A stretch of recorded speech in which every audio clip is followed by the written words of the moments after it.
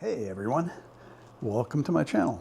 Well, seen any Sony RX1 Mark III videos lately? Just the camera world is all abuzz about this, and I'm maybe gonna slightly beat a dead horse here, but man, you do have to think, what were they thinking?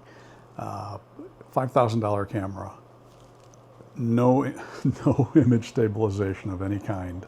The same lens that they had in the last version, which was what has it been? How long? Like almost 10 years? So you kind of got to wonder. No weather sealing, as far as I know. Could be wrong on that. Correct me if I am. But it just makes you wonder what Sony's thinking. Could there be an ulterior motive? I don't know. There are people saying, why didn't they put a 35mm f1.4 on it? Yeah, who knows? I've even seen people saying, why doesn't it have an f1.2? Well, if you look online at f1.2 35mm lenses, they ain't exactly compact. There are some 35mm f1.4 lenses available. There's a lot of third-party lenses now that get good reviews, that aren't expensive. And I looked, and there's some 35mm f1.4 lenses that are actually pretty compact.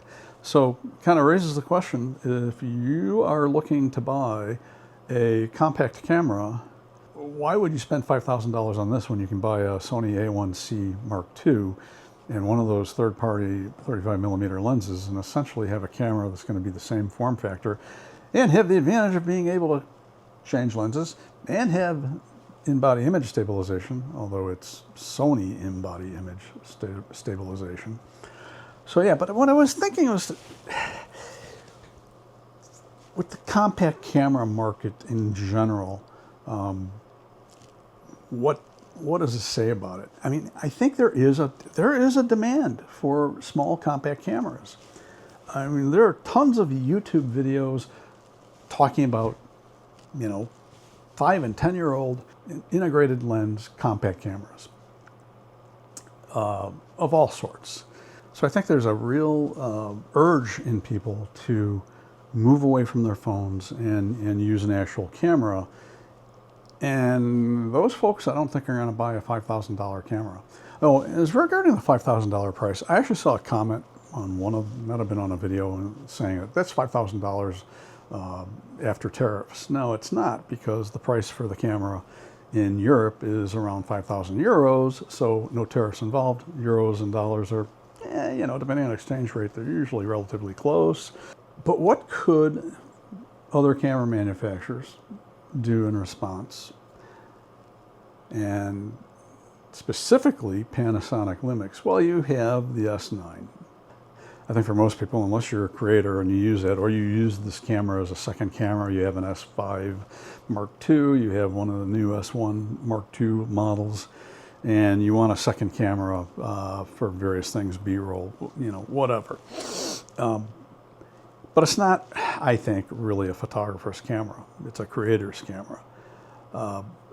What if Panasonic came out with an S9 VF for viewfinder, or VFH for viewfinder and a hot shoe, and they made this into a real photographer's camera?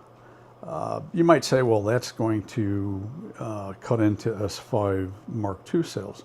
It might. It doesn't really bother Sony about it, because, I mean, as far as the A7C and just the A7 range, doesn't seem to matter to them. So why should it matter to Panasonic and the Lumix division? There are people who like rangefinder style cameras over SLR style cameras. So you might find that that camera will sell, but it's going to sell to people who are otherwise maybe going to buy an A7C. That makes sense, I think. So the other thing that I've noticed over the past month is the number of, actually more than a month, is the number of articles and videos about a Lumix LX100 Mark III. Now, I don't know. I think a lot of these are speculation. A lot of them, because there are more of these YouTube videos that are pretty much AI narrated. People saying this. Are they going to do this? Maybe. I think it would be a good idea. I mean, an LX100 Mark II, a used one right now, is going to set you back around $1,000, which is a few $100s more than it sold new.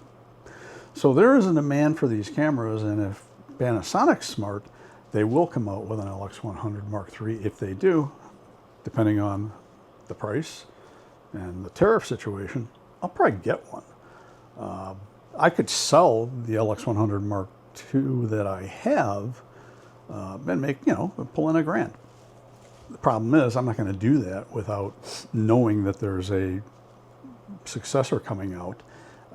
Bad idea to sell a camera before you know for certain it's being replaced. But of course, when the new one, if and when the new one comes out, the used market for LX100s is going to go, but oh well. Even if it dropped to where they're around $500, I'd be fine. That camera has made me money. So if I get $500 for it after a new one comes out, I'll be happy. Not a problem. So what are your thoughts on this? If you have any more information on a new LX100, hey, share with us. Any comments, questions, leave them down below. If this was interesting, useful, pop that like button. I can't talk this morning. This was interesting, useful, bop that like button.